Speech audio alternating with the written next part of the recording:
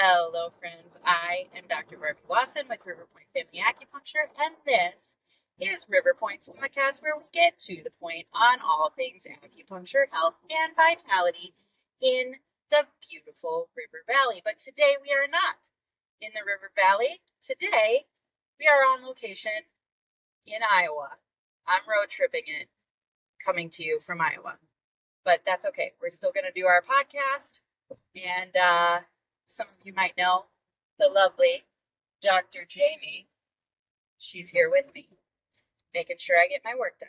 Anyway, today we are going to talk about something you don't usually see on Wellness Instagram, but absolutely should, your bones. Not as dead sticks holding you up, but as living, adapting tissue that is quietly deciding how strong you get to be for the rest of your life. Most people only think about bones when something goes wrong, a fracture, a scary bone density scan, words like osteopenia or osteoporosis suddenly show up in the chart and bone health becomes urgent. But your skeleton is not a static frame. It is alive and it is listening. Every walk, every squat, every stair you climb, every weight you lift, sends information into your bones. Your skeleton is constantly asking one simple question. Do I still need to be this strong? Your body answers that question with how you live. If you place demands on your bones, they adapt. If you stop asking anything of them, they quietly start removing tissue they don't think you'll use. Your skeleton is efficient. It does not spend energy maintaining strength it thinks is unnecessary. One of the big themes in this Anatomy of Trust series is that the body is always adapting. Have you noticed that?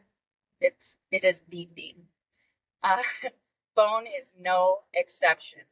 We tend to imagine bone as permanent, like the same old frame you've had since high school. In reality, though, you are not walking around with the same skeleton you had 10 years ago. Bone is constantly being broken down and rebuilt through a process called remodeling. You have cells that break down old or damaged bone and cells that build new bone. When those processes stay balanced, bone remains strong and responsive.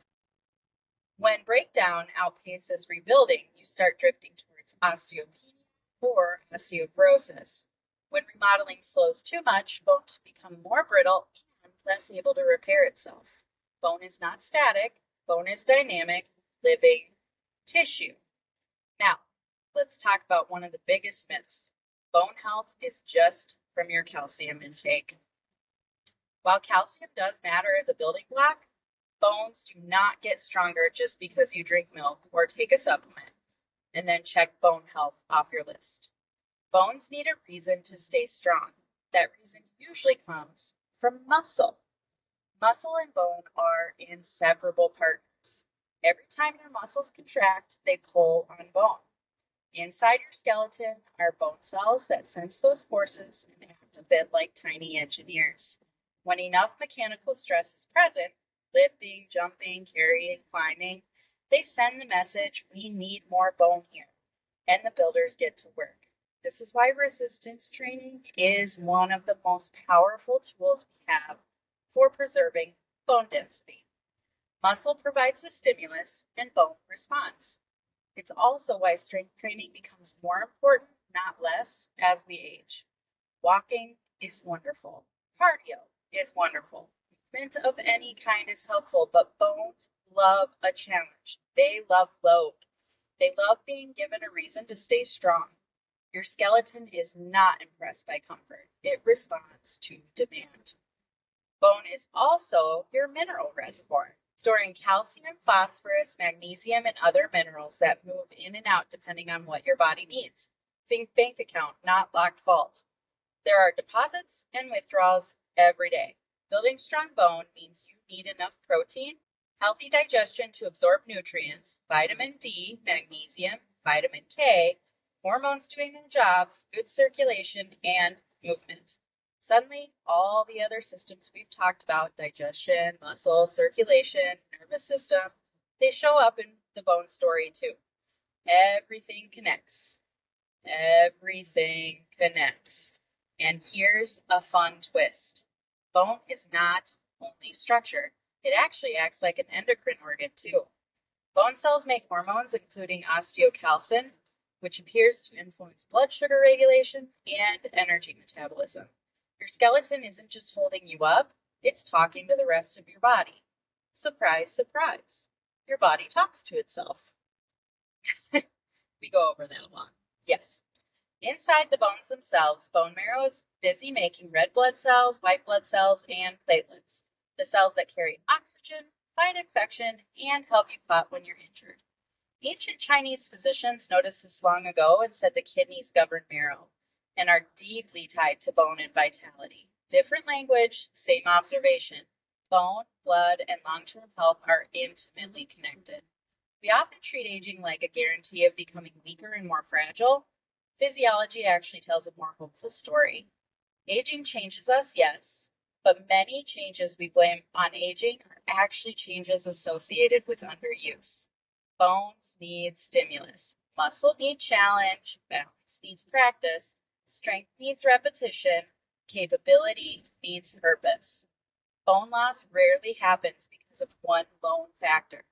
Digestion, hormones, inflammation, inactivity, stress, medications, nutrient gaps, and muscle loss all affect bone health. Symptoms are conversations between systems, not random events.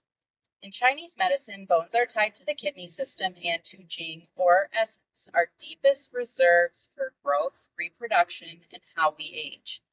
When that system is supported, bones and marrow are nourished. When it's depleted, we see more weakness and loss of resilience. Again, different framework, same idea. The deepest structures of the body require long-term investment. So what is bone health really about? It's about preserving options. It's about being able to hike with your partner in your 70s, get up off the floor after playing with your grandkids, carrying groceries, gardening, traveling, and staying independent. Strong bones support freedom. Your skeleton is not a prison. It is a record of how you have lived, and it is constantly willing to change if you give it a new story to respond to. I know what you've all been waiting for.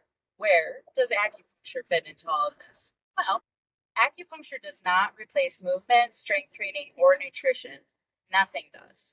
But pain often becomes the barrier that stops people from doing exactly what their bones and muscles need. Sometimes you don't need a new supplement. You need your shoulder to stop screaming at you so you can lift again.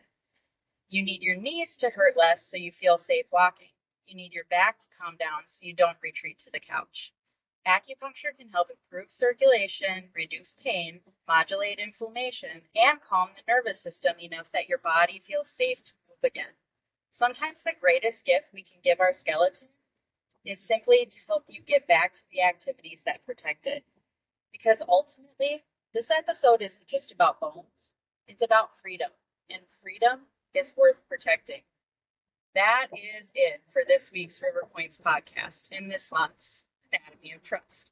With wishes of wellness, I'm Dr. Barbie Wasson, your freedom preservation specialist, reminding you every step, every squat, every hike is a signal to your skeleton that you still plan on using your strength for a very long time.